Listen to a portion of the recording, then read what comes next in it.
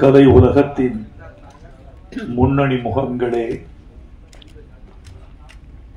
தயாரிப்பாளர்களாகிய நண்பர்களே, இயக்குனர் கௌதமன் அவர்களே, அவரை சார்ந்த தொழில்நுட்ப கலைநுட்ப கலைஞர்களே, பாசத்துக்குரிய பத்திரிகையாளர்களே, ஊடக உறவுகளே, உங்கள் அனைவருக்கும் எனது அன்பான வணக்கத்தை தெரிவித்துக் கொள்கிறேன். ஒரு 465 கிலோமீட்டர் சாலை வழியே பயணப்பட்டு இந்த விழாவுக்கு வந்திருக்கிறேன். அது ஒரு சாதனை அல்ல, கடமை அல்லது பொறுப்பு என்று நினைக்கிறேன். பொறுப்பு ஏன் என்றால், கௌதமன் எங்கள் சமகாலத்தில் மதிக்கத்தக்க ஒரு இயக்குனர்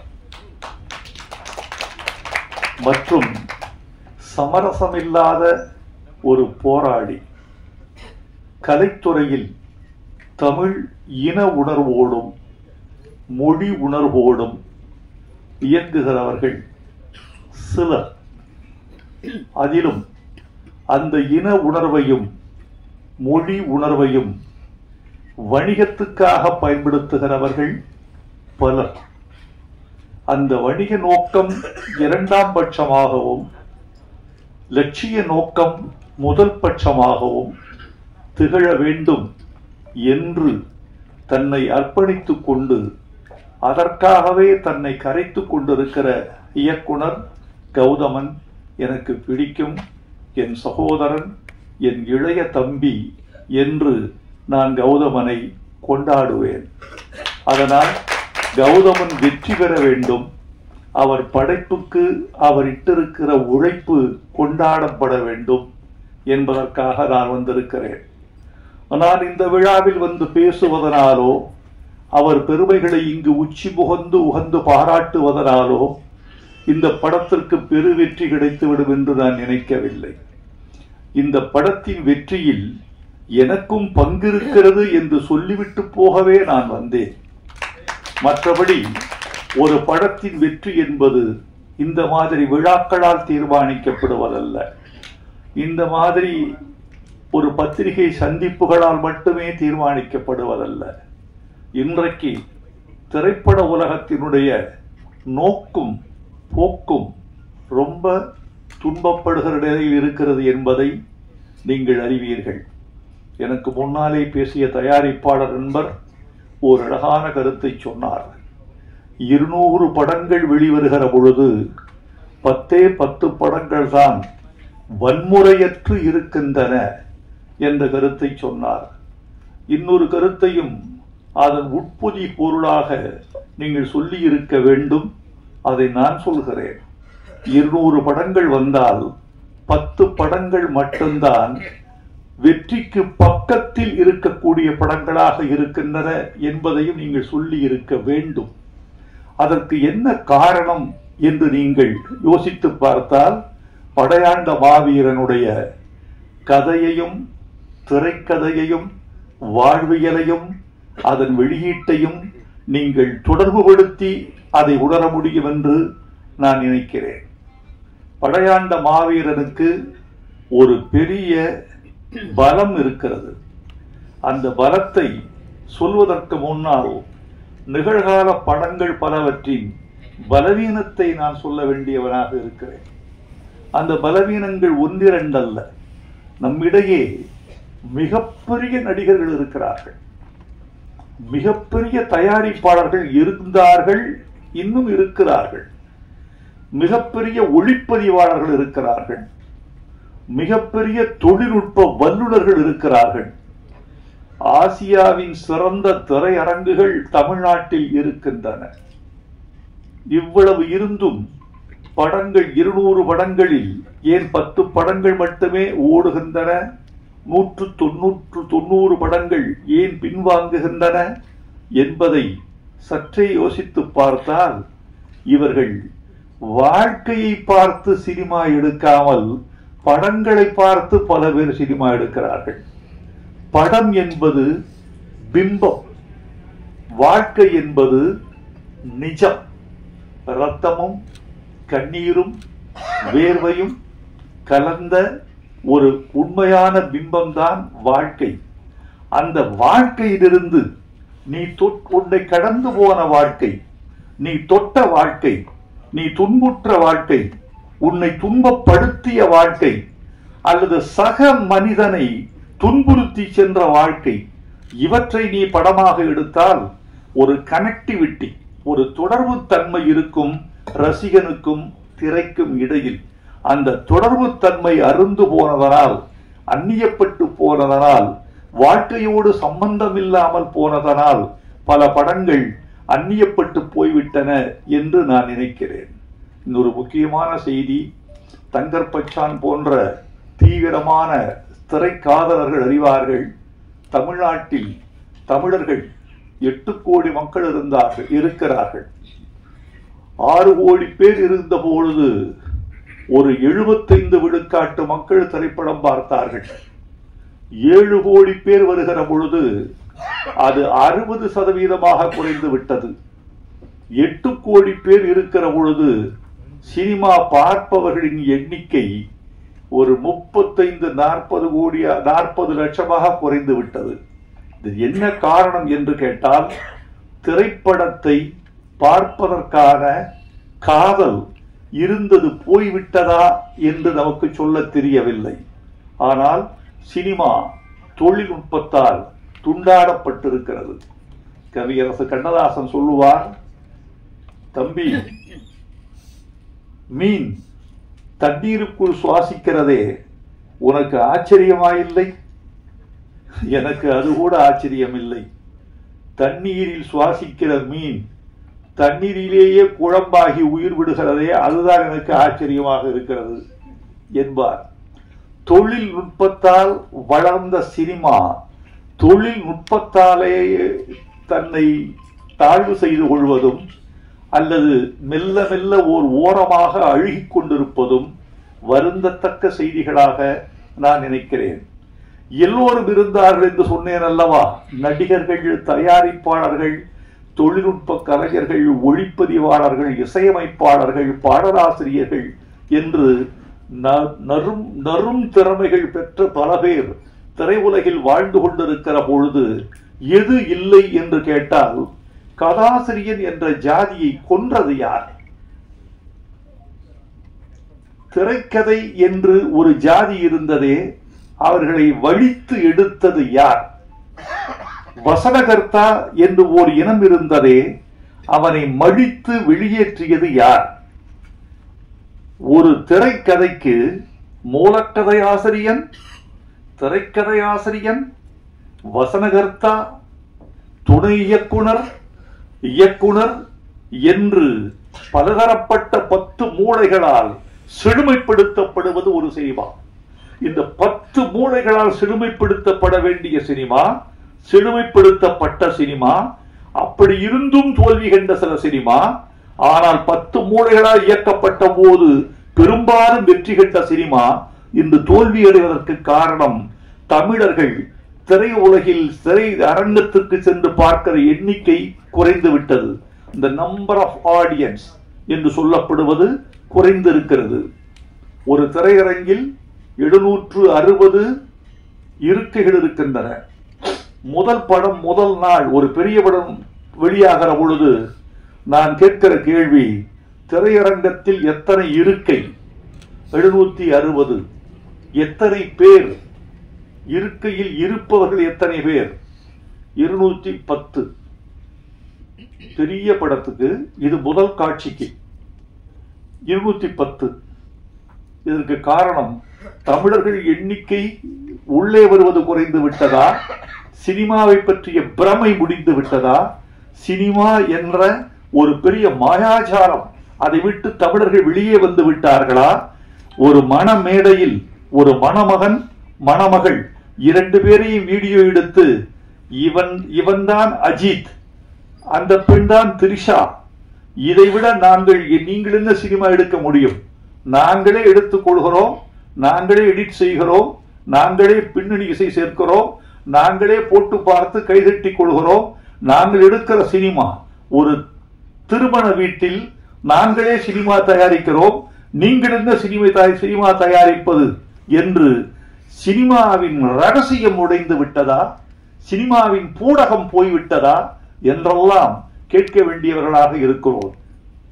கதாசிரியன் வேண்டும், கதை இலாக்கா வேண்டும், வசனகர்த்தா வேண்டும், திரைக்கதை ஆசிரியன் வேண்டும். இன்றைக்கு சில இயக்குநர்களை பற்றி கேள்விப்படுகிறேன், தன்னுடைய துணை இயக்குநர்களுக்கு கூட கதை சொல்வதில்லை. கதை இல்லை என்பது வேறு விஷயம். வைத்துக் கொண்டா வஞ்சகம் செய்கிறேன், இருந்தால் சொல்லி இருப்பேனே என்று அவர் கருதக்கூடும். நான் என்ன சொல்கிறேன் என்றால், வைத்திருக்கிறார்கள் சொல்லவில்லை என்றால் என்ன தெரியுமா, என் ரகசியம் இவன் வழியாக வெளியே போய்விட்டால், ஏப்பா ஒரு ரகசியம் ஒருவன் மூலமா போவதனால உன் படம் அழிந்து போகும் என்றால் அந்த படத்தை நீ எடுத்தால் என்ன, எடுக்காவிட்டால் என்ன? மகாபாரதத்தை 100 பேர் எடுக்கலாம், 100 பேரும் சரியாக எடுத்தால் 100 பேரும் வெற்றி பெறுவார்கள். ராமாயணத்தை 1000 பேர் எடுக்கலாம், 1000 பேரும் சரியாக எடுத்தால் 1000 பேர் வெற்றி பெறுவார்கள். கதை கடைசி பாமரனுக்கும் தெரிந்த கதைதான். ரொம்ப ஆச்சரியமா இல்ல? ஒன்று சொல்றேன், உங்களுக்கு வியப்பா இருக்கும். இந்தியாவில் 2 இதிகாசங்கள், ஒரு இதிகாசம் மகாபாரதம், இன்னொரு இதிகாசம் ராமாயணம். இந்த 2க்குமான அடிப்படை வேறுபாட்டை பார்த்தீர்களா? ஒருத்திக்கு 5 பேர் என்பது ஒரு இதிகாசம், ஒருவனுக்கு ஒருத்தி என்பது இன்னொரு இதிகாசம். ராமனுக்கு சீதை, சீதைக்கு ராமன், இது ஒரு இதிகாசம். திரௌபதிக்கு 5 கணவர்கள் என்பது இன்னொரு இதிகாசம். அட பாவிகளை, எதை நம்ப சொல்லுகிறீர்கள்? 2 இதிகாசங்களும் வெற்றி, 2ம் இந்திய பண்பாட்டில் ஆன்மீக பாஷையில் சொல்வதானால் இந்திய பண்பாட்டில் 2 இதிகாசங்களும் 2 கண்கள் என்று சொல்லக்கூடியவர்கள் இருக்கிறீர்களே, அது வேறு, இது வேறு. வேறு வேறான 2 கதைகள், வேறு வேறான 2 உள்ளடக்கங்கள் எப்படி 2ம் வெற்றிகரமான கதைகளாக நாட்டில் நிலவுகின்றன, உலவுகின்றன என்று கேட்பதற்கு பதில் இல்லை. எனக்கான பதில், 2க்குமான காரணத்தையும் 2க்குமான காரியத்தையும் இதிகாச ஆசிரியன் சரியாக புனைந்திருக்கிறான் என்று சொல்ல வேண்டி இருக்கிறது. அப்படித்தான் ஒரு திரைக்கதை செய்கிறவன் அந்த காரணத்தை நியாயப்படுத்தக்கூடிய காரணத்தை செய்தால் தோல்வி படமும் வெற்றி படம் தான். ஒப்புக்கொள்ளாத காரணங்கள் ஒப்புக்கொள்ளத்தக்கவைதான். ஆதலால் தோழர்களே, இந்த படத்தில் படையாண்ட மாவீரனில் எனக்கு இருக்கக்கூடிய நம்பிக்கை என்னவென்றால், இது வாழ்க்கை, ரத்தம், கண்ணீர், வியர்வை, ஒரு உண்மையான போராளியின் போராட்ட கதை. அதனால் இதில் கற்பனைகளுக்கு இடம் இல்லை, விதண்டாவாதங்களுக்கு இடம் இல்லை. இதில் இருக்கும் நிஜம் இந்த படத்தை காப்பாற்ற வேண்டும் என்று நான் நினைக்கிறேன். நான் வாழ்த்துவதனாலேயே ஒரு படம் வெற்றி பெறும் என்றால் எல்லா விழாக்களிலும் என்னையே அழைத்திருப்பார்கள். நான் மட்டுமல்ல, ரஜினிகாந்த் வாழ்த்தினால் எல்லா படமும் ஓடும் என்றால், அவர் படம் பார்த்தாலேயே எல்லா படமும் ஓடிவிடும் என்றால், எல்லா படத்திற்கும் அவரையே அழைத்து நாம் எல்லா படங்களையும் போட்டு காட்டலாம். அப்படி ஒரு 10 பேர் இருந்தால் ரொம்ப வசதி. அப்படியெல்லாம் அல்ல. இந்த படத்தினுடைய வெற்றி என்பது படத்தை பொறுத்தது, பார்க்க வருகிற தமிழர்களை பொறுத்தது என்றுதான் நான் கருதுகிறேன். படத்துக்கும் பார்வையாளனுக்கும் மத்தியில் படைத்தவன் எவனும் நிற்க முடியாது, இடமில்லை. சிவனுக்கும் இந்த திரைக்கும் இந்த பார்வையாளனுக்கு மத்தியில் கடவுளே வந்தாலும் கூட கன்வின்ஸ் பண்ண முடியாது. அதை அவன் தான் பண்ணணும்.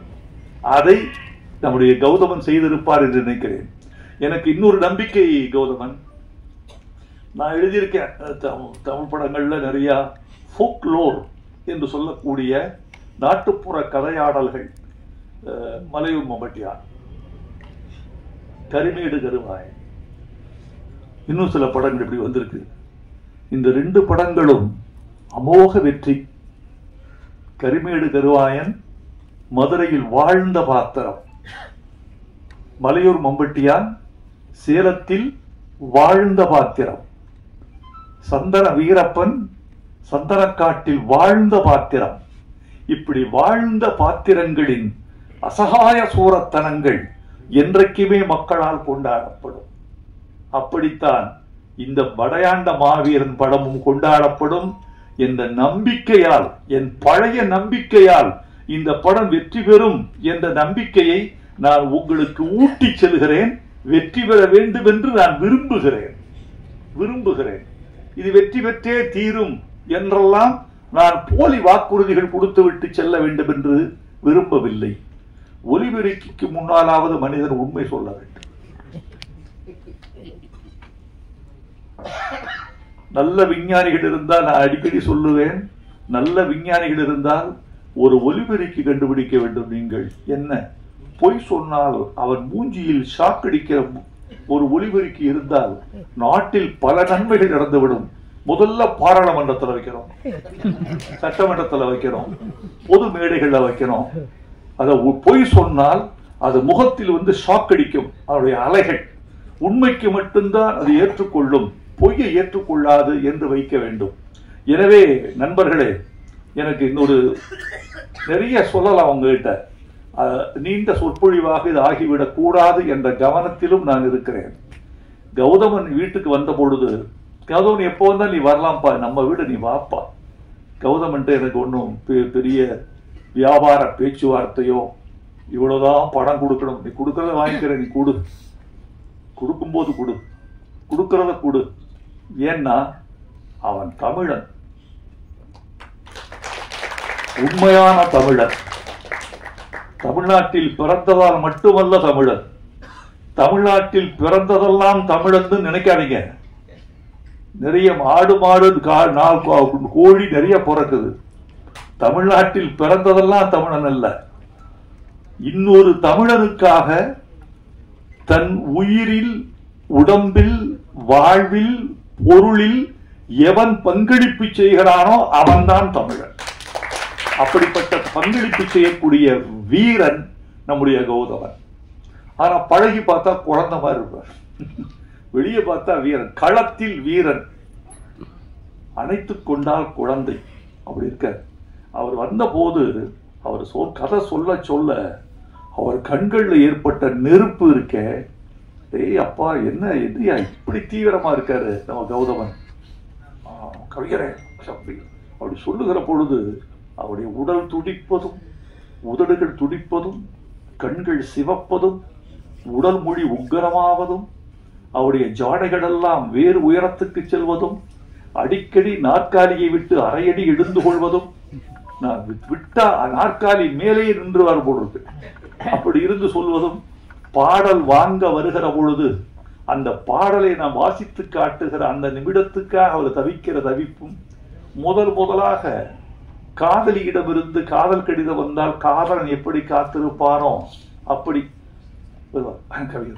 பாட்டு ரெடியா, நான் படிச்சு காட்டுறேன், காட்டுங்க, படிச்சு காட்டுங்க. இந்த படையாண்ட மாவீரா மாவீரா மாவீரா வாவா வீரா மாவீரா பாட்டை கேட்கும் போதெல்லாம் அப்படியே துடிச்சுட்டாரு மனுஷன்.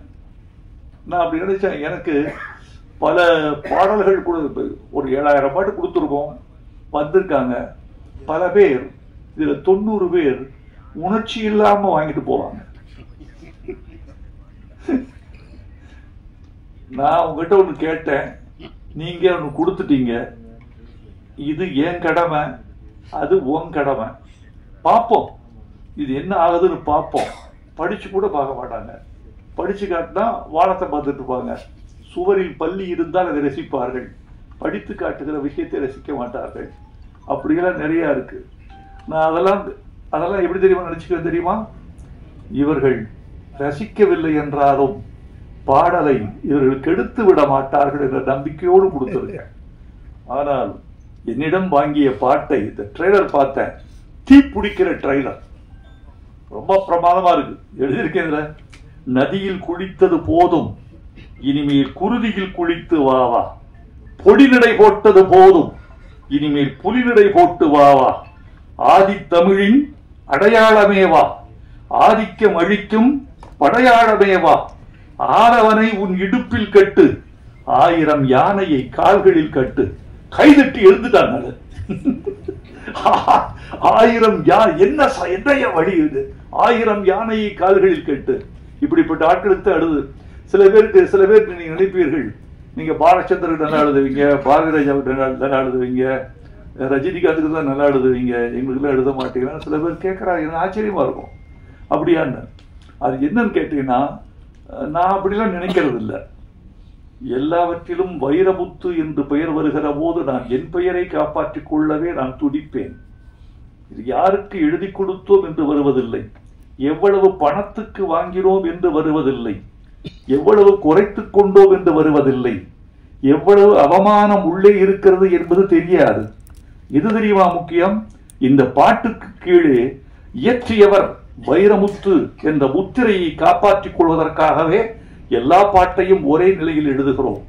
யாருக்கு தெரியுமா நல்ல பாட்டு வரும்? எவன் ஒருவன் ரசிக்கிறானோ அவனுக்கு நல்ல பாட்டு வரும். தங்கர் பச்சான் ரசிப்பார் பயங்கரமா. பயப்பார ரசிப்புன்னா கொஞ்சம் நெஞ்ச ரசிப்பு இல்லை. அவர் களவாடிய பொழுதுகள்ல எழுதுற பாட்டெல்லாம் அவர் கொண்டாடி தீர்த்துருவார். இவர்களெல்லாம் வெற்றி பெற வேண்டும் என்று நினைக்கிறேன். இதுல இந்த மாதிரி பாடல்கள் நிறைய இருக்கு. எரிமலை பொடிபட, எதிரிகள் அடிபட, கோடைகள் வழிபட, ஏழைகள் வழிவிட, எழுந்த மாவீரன் நீயேதான். இந்த பாட்டு வரிகள்லாம் பார்த்துட்டு தமிழில் இது அராக அடிகள்னு பேரு. இந்த தனனன தனனன தனனன தனனன தனனன தனனன தனனன இது அராக அடிகள்னு பேரு தமிழ்ல. சிலப்பதிகாரத்தில் அந்த வரிகள் அடிக்கடி வரும், காணல் வரியில வரும். இந்த சந்தத்தில் எழுதினால் நன்றாக இருக்கும் என்று எழுதினேன். நான் நினைத்தது பதித்தது, அவர்கள் ஏற்றுக்கொண்டார்கள். இந்த பட்டாம்பூச்சி பாட்டுல 2வது சரணத்தை நீங்க கவனிக்கணும். அந்த பெண் சொல்றா, என்கிட்ட ஒண்ணுமே இல்லைங்க, நீங்க என்ன ரொம்ப காதலிக்கிறீங்க, நேசிக்கிறீங்க, மாணிக்கம் இல்ல, மணிவைரம் ஏதும் இல்ல, கட்டழக தவிர என் காணிக்க ஏதும் இல்ல. டௌரி கொடுக்க முடியாது உங்களுக்கு. நான் என் டௌரி என் அழகை தவிர ஒண்ணும் இல்லை. அதை விட பெருசு, அழகை விட ஒரு பெண் ஒரு ஆணுக்கு, ஒரு குடும்பத்துக்கு தரக்கூடிய உயர்ந்தபட்ச பரிசு என்ன தெரியுமா தோழர்களே? வைரமுத்து படையாண்ட மாவீரா படத்தில் வெளியீட்டு விழாவில் இப்படி சொன்னான் என்று சொல்லுங்கள், எங்கள் தாய்க்குலம் புலகாங்கிதம் அடையும். நான் சொல்றேன், நான் உனக்கு தருவதற்கு ஒன்று வைத்திருக்கிறேன். பொன்னல்ல, பொருள் அல்ல, மாணிக்கம் அல்ல, வைரம் அல்ல, பிக்ஸ்ட் டெபாசிட் அல்ல, நிலம் அல்ல. உனக்கு தருவதற்கு ஒன்று வைத்திருக்கிறேன், என் கற்பு. அதுக்கு இடையா வேறொன்று இருக்க முடியுமா? ஒரு பெண் கற்போடு உள்ளே வருகிறாளே, தன்னுடைய திண்மையோடு உள்ளே வருகிறாளே, சொல் திறம்பான தன்மையோடு உள்ளே வருகிறாளே, அதற்கு இணையான ஒரு பரிசு பொருள் உண்டா? இவன் சொல்றான், எனக்கு எதுவும் இல்லை, கட்டழகை தவிர என் காணிக்க ஏதும் இல்லை. அதுக்கு இவரு பொம்பளை ஏமாத்துறதான வாழ்க்கை. இவரு சொல்றாரு, என்னடி இப்படி சொல்லிட்ட நீ? மாணிக்கம் மேனியடி, உனக்கு மாணிக்கம் இல்லையா? மாணிக்கம் மேனியடி, மணிமுத்து பற்களடி, உள்ரவிக்கை ஊறி வரும் உப்புத்தேன் போதுமடி. இப்படி ஒருத்தர் 2 பேர் கைதட்டுறீங்கல்ல, இதுக்குத்தான் நாங்க பாடுபடுறது. இவ்வளவு பாடுபடுவது, வரிகளை மாத்த வேணான்னு சொல்றது, சவுண்ட குறைப்பான்னு சொல்றது, ஆடியோ பாத்துக்கப்பா சொல்றது, சவுண்ட் இன்ஜினியரை தனியா கூப்பிட்டு இந்த மிக்சியில கொஞ்சம் பாத்துக்க பிரதர் சொல்றது, இந்த ஒரு கைதட்டலுக்காகத்தான். எனக்கு வேற ஒண்ணும் வேணாம். உன் மாணிக்கம், உன் மேனி, மணிமுத்து, உன் பற்கள், வேற எனக்கு என்ன வேணும்? தேன் வச்சிருக்க நீ, தேன் இருக்கு, அது போதும். அது என்ன தேன்? உள்ரவிக்கை ஊறி வரும் உப்பு தேன். வேர்வைக்கு வைரமுத்து வைத்த இன்னொரு கவிதை பெயர் உப்பு தேன். இப்படி எல்லாம் எங்கேயாவது தெளிச்சிட்டு போவோம். கண்டுபிடித்து ரசித்தால் அவன்தான் கடவுள். இப்படி நிறைய இருக்கு. கௌதமன், என்னுடைய வாழ்த்துக்கள். என்னுடைய வழக்கமான விஷயம் இதுதான். என்னுடைய வாழ்த்துக்கள் என்பது என்ன தெரியுமா? நிச்சயமாக நீங்கள் வெற்றி பெறுவீர்கள் என்பதற்கான வாழ்த்துக்கள் அல்ல, வெற்றி பெற வேண்டும் என்ற விருப்பம்தான் என் வாழ்த்து. இந்த படம் வெற்றி பெற வேண்டும். ஒடுக்கப்பட்ட மக்களும், அதாவது நீங்க பேசியதை வைத்து நான் அனுமானத்துக்கு ஒன்று வந்தேன், அதை சொல்லி விடைபெற வேண்டும் என்று ஆசைப்படுகிறேன். ஒரு சாதிய கட்டமைப்புக்குள் ஒரு குறிப்பிட்ட சமூகத்துக்கு மட்டுமே சொந்தமானவர் அவர் என்று நீங்கள் சின்ன வட்டத்துக்குள் சிக்க வைக்காமல், அவன் ஒரு சமூகத்துக்கான தலைவன், எல்லா சமூகத்துக்குமான தலைவன். ஒடுக்கப்படுவது எங்கு இல்லை? எல்லா சமூகத்திலும் இருக்கிறது. போராட்டம் எங்கு இல்லை? எல்லா சமூகத்திலும் இருக்கிறது. அப்புறம் ரத்தம் எங்கு யாருக்கு சிந்தப்படவில்லை? எல்லா சமூகத்திலும் ரத்தம் சிந்தப்பட்டிருக்கிறது. அதனால் ரத்தம் எங்கு விழுந்தாலும், கண்ணீர் எங்கு விழுந்தாலும், போராட்டம் எங்கு இருந்தாலும் அது எல்லா சமூகத்துக்குமான பொதுமை பண்பாக மாற்றுவதுதான் இந்த படத்துக்கு வெற்றியாக இருக்கும் என்றுதான் நினைக்கிறேன். எல்லா சமூகத்துக்குமான பொதுமை பண்பாக மாற்றுங்கள். எங்கள் கண்ணீர் உங்கள் கண்ணீர், எங்கள் ரத்தம் உங்கள் ரத்தம், எங்கள் அவலம் உங்கள் அவலம். உங்கள் அவலத்துக்காகத்தான் ஒரு குறிப்பிட்ட பிரதேசத்தில் மட்டும் ஒரு மனிதன் போராடி மாய்ந்திருக்கிறான், வென்றிருக்கிறான் என்று சொல்லுங்கள். இந்த படத்தின் வெற்றி விழாவில் நான் கலந்து கொள்ளக்கூடிய வாய்ப்பு கிடைத்தால் அதைத்தான் நான் பெருமையாக கருதுவேன். நன்றி, வணக்கம்.